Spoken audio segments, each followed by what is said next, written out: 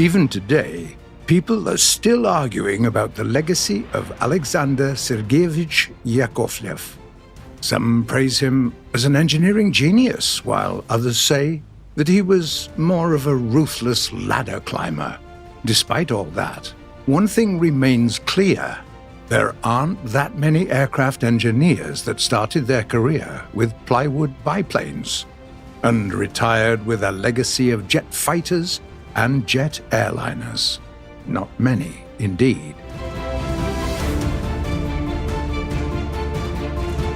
It's important to note that Yakovlev didn't make a single biplane fighter. In fact, the first military design by his newly founded bureau was not a fighter.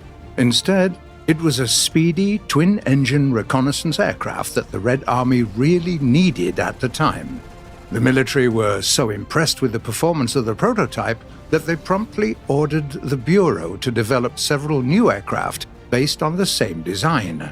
The I-29 fighter, the Yak-2 strike aircraft, and the Yak-4, a light bomber variant of the latter. All three conversions were viable, but the modified aircraft became considerably more heavy and less agile. The military were not too happy with the result. After this failure, Yakovlev was ready to go back to designing trainer aircraft. But then the war happened, and the engineer was given a task to develop a single-engine fighter suitable for mass production. There were 5 designs from different teams competing for the government order of 1940, 3 of which, including the I-26, the future Yak-1, made it into mass production. Was Yakovlev aware at the time that he was making the most produced piston-engine fighter aircraft in history? Probably not. Here's the paradox that keeps industry professionals up at night. The best fighter aircraft of World War II were designed by people who weren't too keen on developing them in the first place.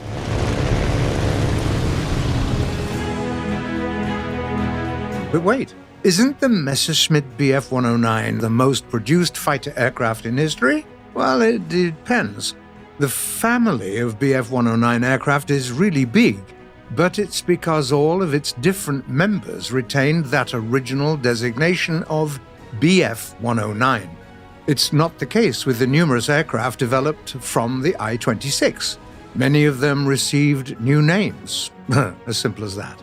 Anyhow, the Yak-7, developed from the UTI-26 advanced trainer aircraft after the start of the war, allowed the pilots of the Red Army to finally take the lead in the skies of the Eastern Front.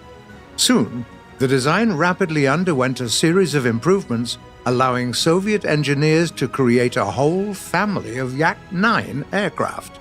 For example, the Yak-9T was armed with a powerful 37mm cannon, and it was followed by the Yak-9K, which was already equipped with a 45mm gun. And at the very top of the line, there were the Yak-9P and the Yak-9UT variations, armed with 3 cannons. Soviet engineers replaced the large-caliber machine guns of their predecessors with 2 20mm Berezin B-20 cannons. The low weight of those guns, as well as the design of the frame, permitted engineers to outfit the aircraft with either the third B-20 cannon, the 23mm VYA cannon used on the Il-2, or the classic 37mm Nudelman-Saranov NS-37 cannon. Finally, there was the Yak-9B fighter-bomber variant with bomb bays, and the Yak-9U had numerous aerodynamic and structural improvements aimed at making it as fast and agile as possible. But the fighter that pilots loved the most was definitely the Yak-3, a design that incorporated the best parts of both the Yak-1B and the Yak-1M. It was light, fast, and agile. Basically, it left German pilots no chance to make a proper comeback.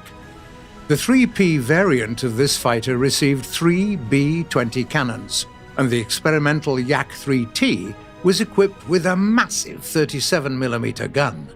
As the aircraft was largely constructed with aluminium parts, engineers were able to reduce its weight even further, allowing them to make the Yak-3U variant with a Shvetsov AH-82FN radial engine.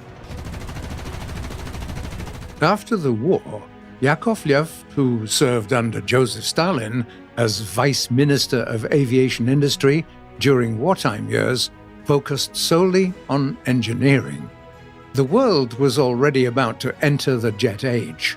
To help Soviet pilots to transition to aircraft of the new type, Yakovlev designed the Yak-15, basically the very same Yak-3, but with a jet engine on board.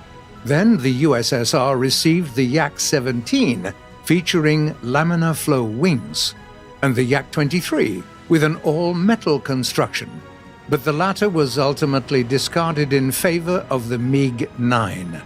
Soon, the same fate was shared by the Yak-30 that had to compete with the iconic MiG-15.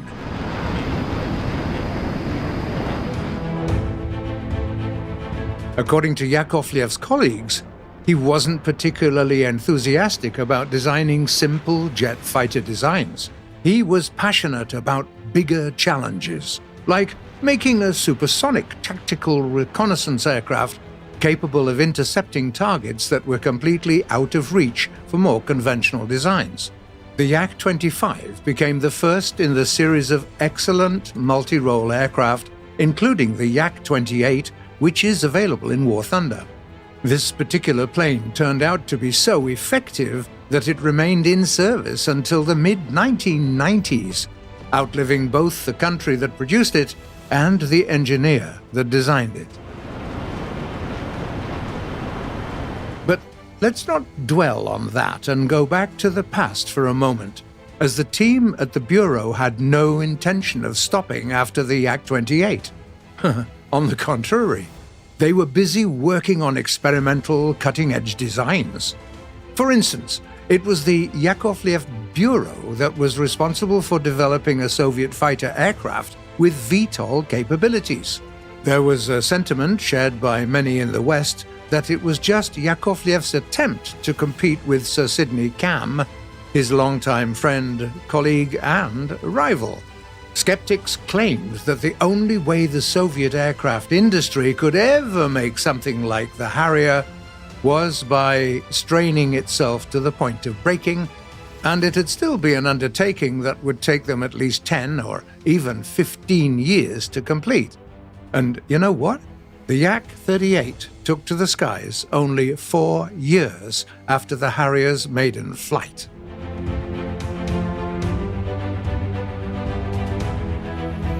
That could be the end of this video, but there's one more thing that we wanted to say. Alexander Sergeyevich Yakovlev was truly an engineer of many talents. He was always keenly aware of the current capabilities of the Soviet industry, which gave him unique insight into what kind of aircraft the country would need in the near future. Some of his designs, like the Yak-12, a light multi-role stall aircraft, or the Yak-40 and Yak-42 passenger jets, were key to bringing civil aviation in the USSR to new great heights. And today, the Yakovlev Design Bureau is still very much in business, a far cry from a small team led by a man who loved designing trainer aircraft. What are your favorite Yakovlev aircraft? Come on, get your fingers ready. Tell us in the comments below. We're waiting.